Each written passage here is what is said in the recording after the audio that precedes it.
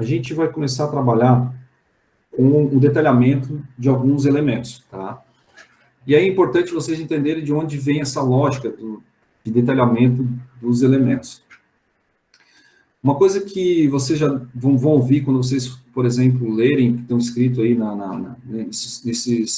nessas referências que eu indiquei, ou até mesmo se vocês forem participar de workshop, coisas desse tipo, é que em algum momento alguém vai falar de LOD ou ND, tá? Level of Development ou nível de desenvolvimento. Um dos dois vocês vão ouvir, tá? E geralmente LOD ou ND, eles são categorizados por números, né, que são em centenas. Começa com 100 e vai até 500. Nessa tela que eu estou mostrando para vocês, eles estão com 400, mas vai até 500.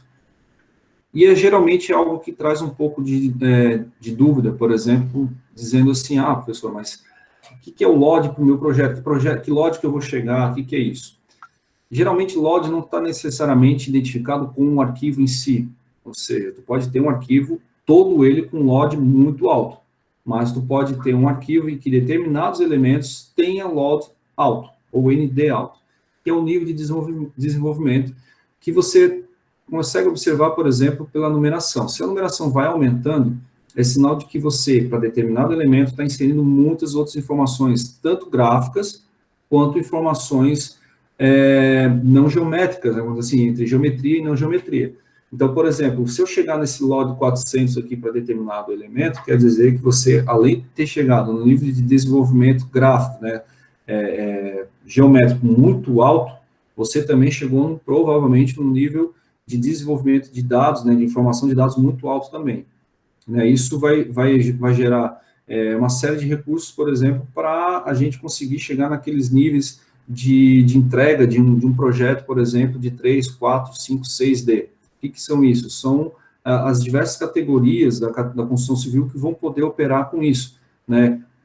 Gerenciamento de canteiro, planejamento de orçamento, por exemplo, questão de detalhamento do próprio projeto, porque tu tens um elemento gráfico, né, tão próximo do que vai ser construído, é sinal de que você pode levar aquilo para uma indústria ou para uma fábrica. Então, esse tipo de desenvolvimento, vocês vão ver que, às vezes, vai depender muito do perfil de projeto que vocês vão ter, com que cliente que vocês vão ter, qual a escolha que eles vão dar, que eles vão querer também. Por exemplo, às vezes, é um projeto que você precisa levar muitas peças para a indústria. Provavelmente, muitos daqueles elementos você vai ter que entrar no nível de detalhamento muito alto. Mas pode ser que, às vezes, não. Você tem lá, por exemplo, eu costumo trabalhar com residências e eu já tenho um certo padrão de entrega que vai ser esse. Talvez um ou outro elemento você vai detalhar, outros não. Por quê? Porque às vezes não depende de te executar aquilo como você projetou. Uma coisa que é bem comum, que me perguntam às vezes é o seguinte, professor, mas quando eu tenho, por exemplo, que detalhar a estrutura de telhado, muita gente acha que a estrutura de telhado no Revit às vezes precisa estar super bem detalhada, né? Vou ter que tocar ele lá no LOD 400, mostrando os pregos, coisa e tal.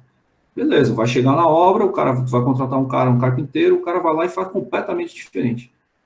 Vai dizer assim, cara, mas eu fiz um projeto desse, mas eu não trabalho com isso, eu já tenho uma prática de trabalhar com, sei lá, telhado com taletado, vai funcionar assim, ou telhado com tesouro assim, assado. O que aconteceu? Né, a gente dedicou muito tempo para um determinado elemento que, no final, não se concretizou em execução. Então, você teve trabalho que não foi interessante, não evoluiu. É diferente, por exemplo, se realmente eu chego para um determinado projeto, digo, olha, cara, todos os elementos que são aqui em perfis por exemplo, de steel frame, eles vão ter que ser exatamente como está aqui. Porque lá na obra, a hora que chegar lá, ele vai ter que encaixar com peça de Lego. Perfeito, o cara da indústria vai seguir, o cara que vai receber vai montar conforme o teu plano de execução. Tá? Então, vocês, isso aqui é bem básico, tá? Eu estou mostrando assim o mais básico possível para vocês entenderem o que a gente está fazendo. Então, pode ser que isso, em algum momento, lá no projeto de vocês vão ver que em determinado elemento você vai conseguir avançar um pouco mais e outros não. Tá? Isso é muito comum, não dá para se desesperar, eu tenho que detalhar tudo. Porque uma das coisas que vocês observam no Revit é que você pode chegar num nível de detalhamento muito alto. Se aquilo já é possível no Sketch, no Revit, aqui você pode chegar a níveis bem absurdos. Então, isso é uma coisa que, às vezes, cria uma certa angústia, e uma das formas de eu ter entrado com essa metodologia foi justamente isso, trazer para vocês a facilidade de acessar o programa, de forma a entender a dinâmica de como funciona, como ele vai e volta. Às vezes você tem muitas coisas que que é de ficar mudando de tela, chegou agora, a gente pode pegar esse arquivo e detalhá-lo, sem problema, tá? Então, o que que acontece?